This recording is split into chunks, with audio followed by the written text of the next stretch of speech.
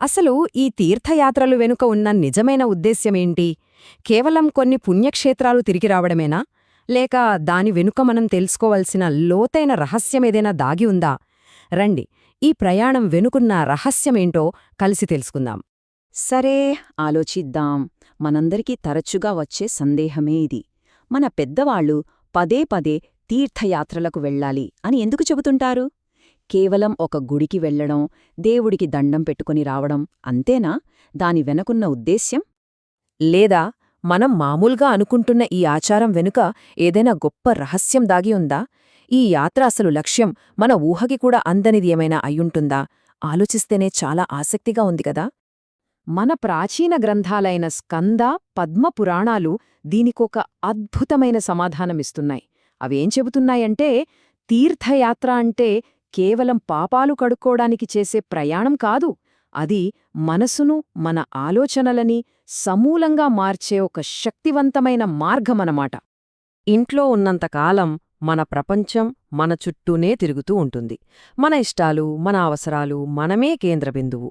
మనకు మనమే ముఖ్యం. కాని ఒక్కసారి యాత్రకు బయలుదేరామంటే చాలు, ఆ నేను అనే భావన మెల్లగా కరిగిపోవడం మొదలవుతుంది. ఎందుకంటారా? యాత్రలో ఎన్నో సవాళ్లు ఎదురవుతాయి.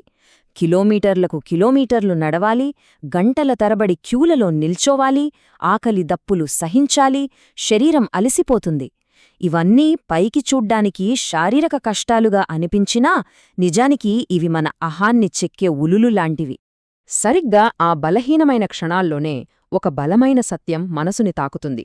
ఈ అనంత విశ్వంలో మనం ఎంత అల్పులమో, మన జీవితం ఎంత క్షణికమైనదో స్పష్టంగా అర్థమవుతుంది. ఆ అవగాహనే అసలైన పరివర్తనకు తొలిమెట్టు. ఈ మార్పు ఎలా ఉంటుందో కొన్ని ఉదాహరణలతో చూస్తే ఇంకా బాగా అర్థమవుతుంది.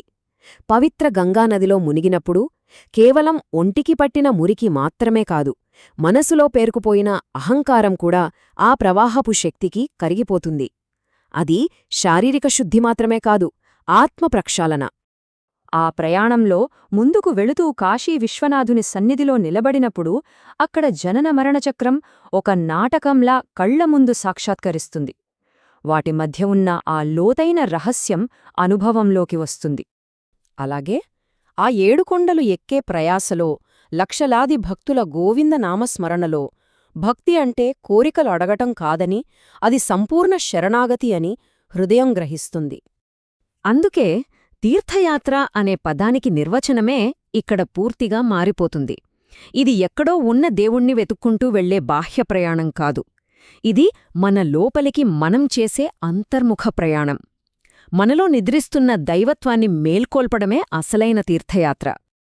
ఇంతకంటే అద్భుతంగా చెప్పలేమేమో. యాత్ర చేసేది మన కాళ్ళు కాదు, ఆ పవిత్ర క్షేత్రానికి చేరేది మన శరీరం కాదు. నిజానికి ఈ మొత్తం ప్రయాణంలో శుద్ధి పొందేది మన ఆత్మ. కాబట్టి చివరిగా ఒక్క విషయం. ఈ యాత్రను కేవలం ఒక పర్యటనలా కాకుండా ఒక ఆత్మశోధనలా భావించి ఒక్కసారి మనసు పెట్టి చేసి చూడండి. తిరిగి వస్తారు, కాని మీతో పాటు పాత మనిషి తిరిగి రాడు. ఒక కొత్త ప్రయాణం మొదలవుతుంది.